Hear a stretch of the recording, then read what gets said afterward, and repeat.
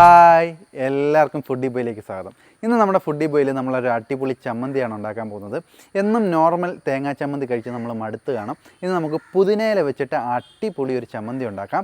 ആ ചമ്മന്തി എങ്ങനെ ഉണ്ടാക്കുന്നതെന്ന് നോക്കുന്നതിന് മുമ്പ് നമുക്ക് ആദ്യമേ നമ്മുടെ ചാനൽ ഇതുവരെ നിങ്ങൾ സബ്സ്ക്രൈബ് ചെയ്തിട്ടില്ലെങ്കിൽ ദയവായി സബ്സ്ക്രൈബ് ചെയ്യുക. എല്ലാവർക്കും ഷെയർ ചെയ്ത് കൊടുക്കുക, നമ്മളെ മാക്സിമം സപ്പോർട്ട് ചെയ്യാം. അപ്പോൾ നമ്മുടെ പുതിന ചമ്മന്തി എങ്ങനെയാണ് ഉണ്ടാക്കുന്നതെന്ന് നോക്കാം. നമ്മുടെ സ്പെഷ്യൽ മിന്തി ചമ്മന്തി ഉണ്ടാക്കാനെ കൊണ്ട് നമുക്ക് ആദ്യമേ ഒരു മുറി തേങ്ങാപ്പീര് എടുത്തേക്കാം. അതിനകത്തോട്ട് നമ്മുടെ വറ്റൽമുളക് ചുട്ടതാണിത്, ഒരു 4 വറ്റൽമുളക് ഇട്ട് കൊടുക്കാം നമുക്ക്. ശേഷം ഇത് നമ്മുടെ നെല്ലിക്കയാണ്, ഒരു നെല്ലിക്കയുടെ 3 അല്ലി ഇട്ട് കൊടുക്കാം. അത് കഴിഞ്ഞിട്ട് നമ്മുടെ കൊച്ചുള്ളി ഒരു 5 or 6 കൊച്ചുള്ളി ഇട്ട് കൊടുക്കാം. ഫൈനലി നമ്മുടെ മിൻറ്റ്, അതായത് നമ്മുടെ പുതിനയില ഒരു ചെറിയൊരു ബൗള് പുതിനയില, ഒരു 10-25 ഇല അത് മതി. അത് കഴിഞ്ഞിട്ട് നമുക്ക് ഒരു 1/2 ടീസ്പൂൺ ഉപ്പ്. ഇനിയിപ്പോൾ അടുത്ത പരിപാടി എന്ന് വെച്ച് കഴിഞ്ഞാൽ ഇത് നല്ലോണം നമ്മുടെ മിക്സിക്കകത്തിട്ട് നല്ലോണം അരച്ചെടുക്കുക. അടിപൊളി ടേസ്റ്റ് ആയിരിക്കും. നമുക്കപ്പോൾ അരച്ചുകൊണ്ട് വരാം.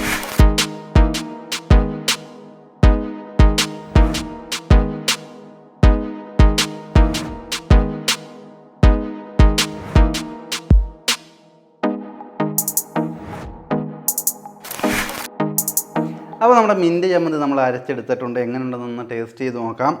നമ്മുടെ ചപ്പാത്തിയുടെയൊക്കെ കൂടെ കഴിക്കാൻ നല്ല ടേസ്റ്റാണ്. ഇതിനു മുമ്പ് ഞാൻ ഉണ്ടാക്കി കഴിച്ചായിരുന്നു, അതുകൊണ്ടാണ് നിങ്ങൾക്ക് റെഫർ ചെയ്യുന്നത്. നമ്മുടെ മിൻറ്റിൻ്റെ ടേസ്റ്റും നമ്മുടെ നെല്ലിക്കയുടെ ടേസ്റ്റും അടിപൊളിയാണ്. പിന്നെ പോരാത്തതിന് നമ്മളിട്ടേക്കുന്ന വറ്റൽമുളക്, അത് ചുട്ട വറ്റൽമുളകാണ്. അതുകൊണ്ട് അതിന് അമേസിംഗ് ആയിട്ടുള്ളൊരു ടേസ്റ്റ് ഉണ്ട്. അപ്പോൾ നിങ്ങൾ ട്രൈ ചെയ്ത് നോക്കുക. ഈ വീഡിയോ ഒരു ഇച്ചിരി ചെറുതായിരുന്നു, അതുകൊണ്ട് നിങ്ങൾ വിഷമിക്കേണ്ട. ഇനി വലിയ വീഡിയോകൾ വരുന്നുണ്ട്.